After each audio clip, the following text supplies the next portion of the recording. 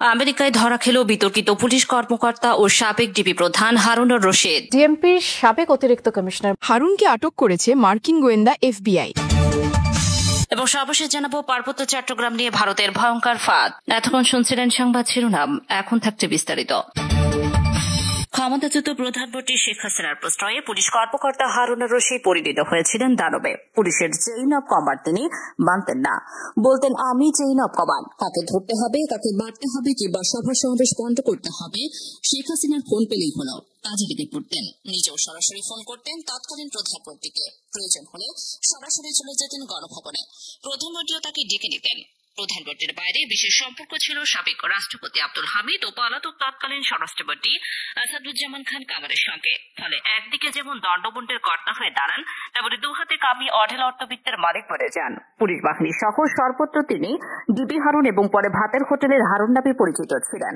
বিরোধী দলীয় chief whip Zainul Abedin ফারুককে পিটিয়ে শেখ হাসিনার দৃষ্টি কাড়েন। তার আরও বিশেষ কৃতিত্ব হচ্ছে 2023 সালে প্রধান বিচারপতির বাসভবনে হামলা করে তা বিএনপির নামে চালিয়ে নয়াপল্টনে সমাবেশ বন্ধ করা।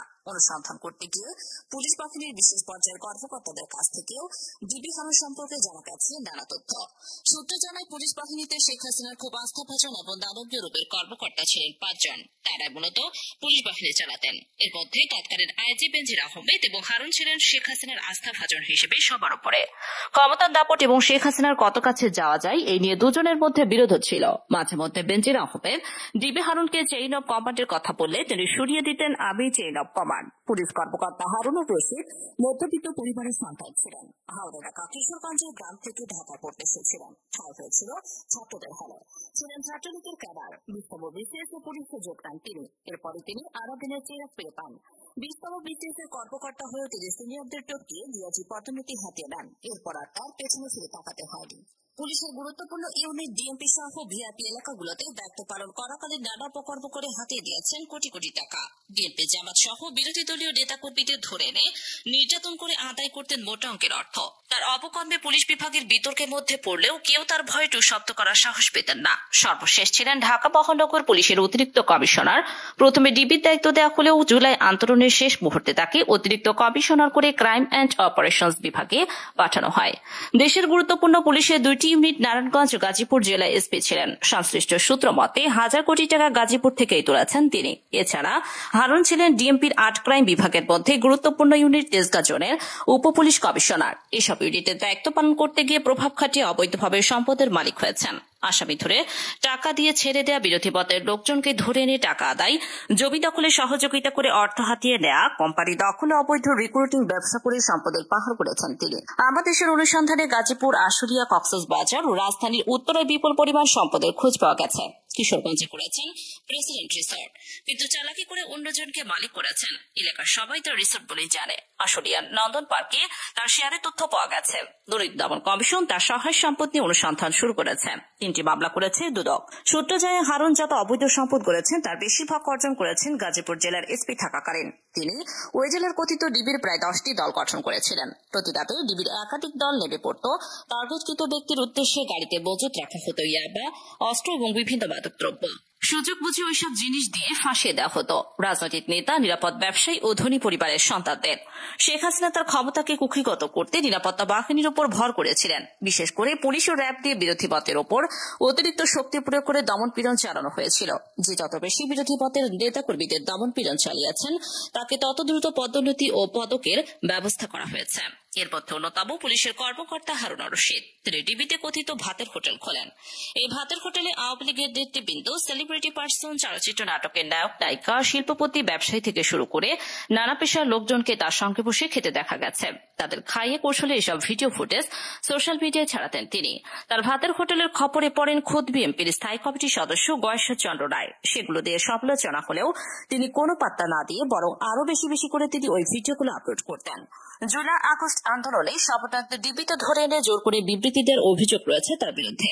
2011 সালে 6 জুলাই সংসদ ভবনের সামনে তৎকালীন চিফ হুইপ বিএনপি নেতা জয়নুল আবেদিন ফারুককে শারীরিকভাবে হেনস্থ করে আলোচনা আসেন তিনি। খোদ স্বরাষ্ট্রমন্ত্রীর আশকারাই তিনি পুলিশের মধ্যে প্রভাবশালী হয়ে ওঠেন। নারায়ণগঞ্জ ও গাজীপুরে পুলিশ সুপারের দায়িত্ব পালনের সময় তার বিরুদ্ধে ঘুষ গ্রহণের অভিযোগ উঠলেও পুলিশ তার ব্যাপারে কোনো ব্যবস্থা নেয়নি, বরং পদোন্নতি হয়েছে।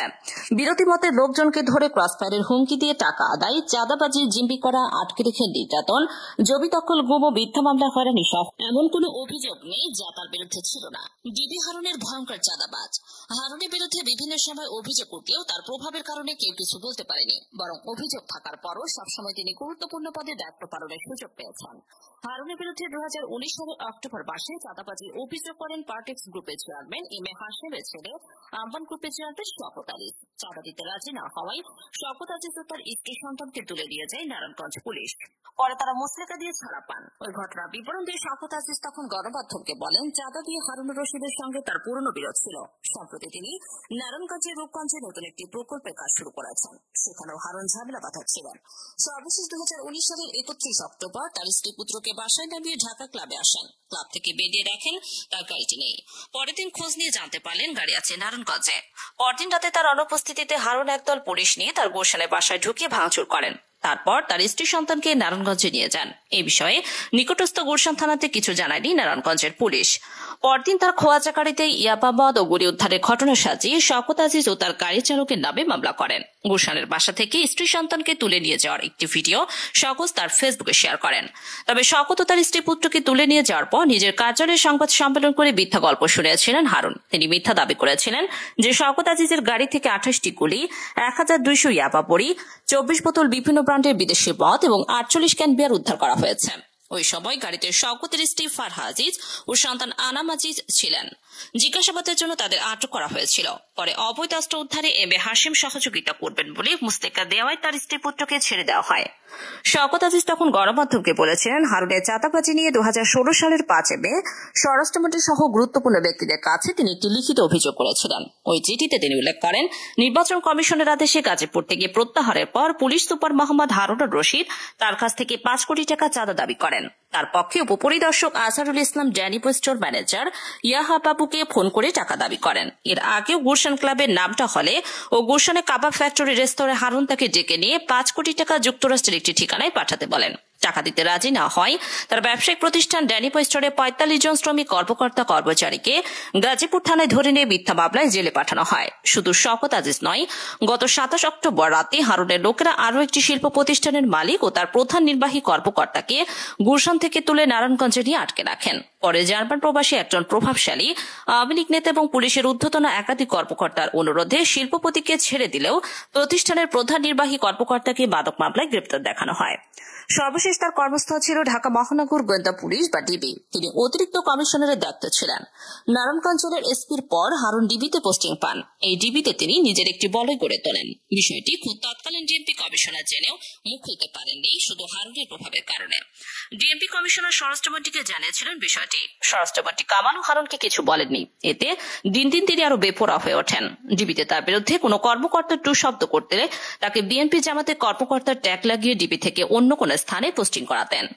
জুলাই ছাত্র গণঅভ্যুত্থানে শেখ হাসিনা পালিয়ে যাওয়ার পর ডিবি হারুনও পালিয়ে যান। অনুসন্ধানে জানা গেছে 4 আগস্ট সন্ধ্যার আগ পর্যন্ত তিনি ক্যান্টনমেন্টে সেনা হেফাজতে ছিলেন। ওই দিন রাতে ক্যান্টনমেন্ট থেকে বের হয়ে একটি প্রাইভেট কারে আখাউড়া সীমান্তে চলে যান। সেখান থেকে ভারতের ত্রিপুরা হয়ে 16 আগস্ট যান নেপালে। পরে ক্যারিবীয় দ্বীপপুঞ্জ সেন্ট লুসিয়ানে যান। সেখান থেকে বর্তমান যুক্তরাষ্ট্রের ফ্লোরিডায় রয়েছেন।